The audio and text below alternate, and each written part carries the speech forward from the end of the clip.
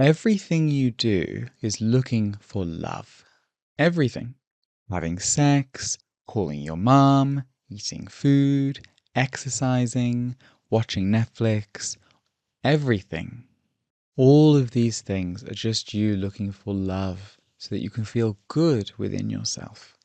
And none of them are wrong. But often they don't scratch the itch that we want them to.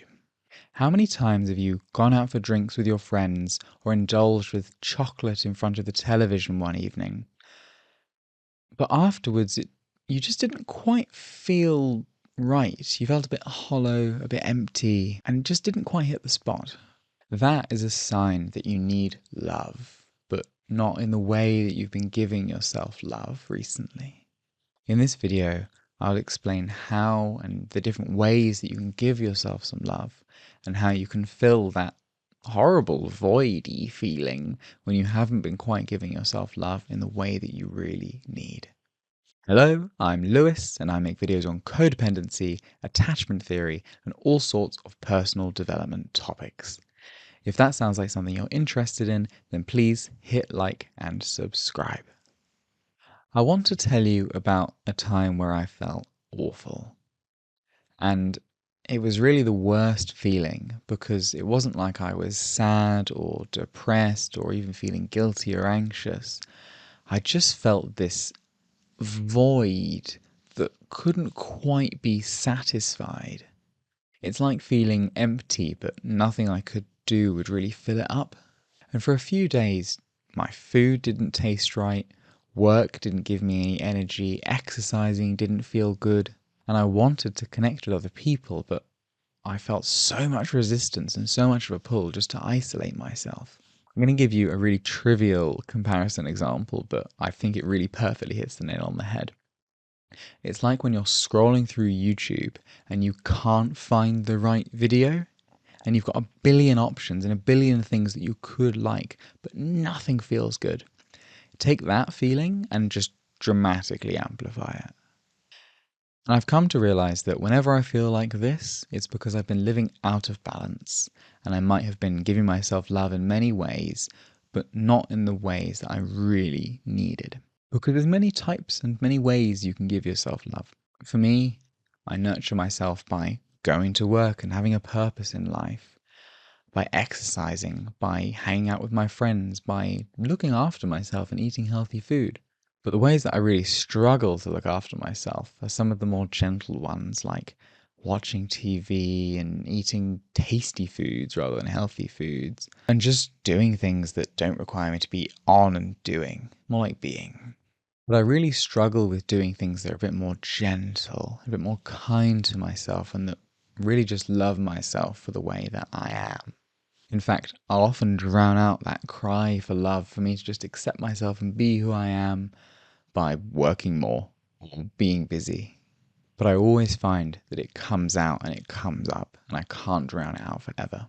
Because your needs will never go away, even if you try and distract yourself. And then when this does come up, and I think, okay, I need to rest, I need to look after myself, I'll sit down, I'll watch some television, and I might take the time really to decompress. And sometimes it's not enough, and I get that horrible empty void feeling. And for the longest time, I didn't know why. But then I started therapy, and it became really obvious quite quickly. Because whether I was working, or watching telly, or eating a lot of ice cream, I was not doing the one thing that I needed to do, which was spend time with myself. All I needed to do was actually spend time with me, actually check in with my needs, see how I needed to do, and not distract myself with anything else, no matter how calming and relaxing it might be. Properly checking in with how I am. How does my body feel? What emotions have I got going on? What am I thinking about? And how am I feeling as a spiritual being? That is the only thing that I have found that really cures that empty, unfillable void feeling that sometimes I get. And I suspect that it could be the same for you. Our society does an amazing job of keeping us distracted from ourselves. Something like this can keep you permanently distracted 24/7.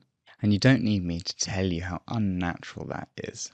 We evolved to have hours of unstructured menial time to be bored. And it was during those moments you might have been basket weaving or making arrowheads where we processed what was going on for us. But it's so hard to make that time for yourself nowadays. And there's very few voices that will really support it because the cultural push is do more, be more, consume more. There's very few voices out there that will really support doing this. I'm trying to be one, and I'm fully aware of the irony of doing this on a platform where most of it is crap to distract you, but you've got to play the game to make any difference. And I'm not going to be prescriptive. I'm going to share some principles with you that have helped me break out a little bit of time for myself, and hopefully it might help you to do the same. So what's our goal here? Our goal is to do nothing, to be bored, to just spend time with yourself, alone, in a room, with a journal, not doing anything else. Now, be honest, is the first thing that you do when you wake up reach for your phone and start playing something to distract you? Do you always just wake up and put a YouTube video on or put the radio on in the morning? Do you always have a podcast on when you're traveling to work? Maybe when you're eating lunch or cooking dinner, you'll have the television on, you'll be watching a YouTube video. Now, there's nothing wrong with any of this. There's nothing wrong with any of this. And I'm not trying to make anybody feel ashamed because I do all these things too. I'm just pointing out how you probably distract yourself almost the entire length of the day and how that's hurting you. Because it builds up over time when you don't make any space to process things, and it builds and it builds and it builds. And you can imagine what that's like if your brain is just full of stuff.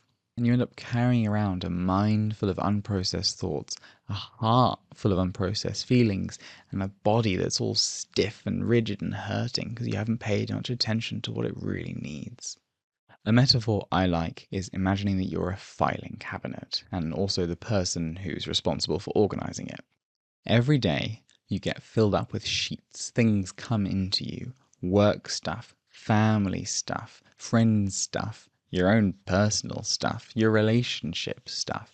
All this stuff builds and builds and gets put into you as like different layers and files. And if no one comes along and sorts it up, you're going to fill up to be this very, very full filing cabinet. And really picture that.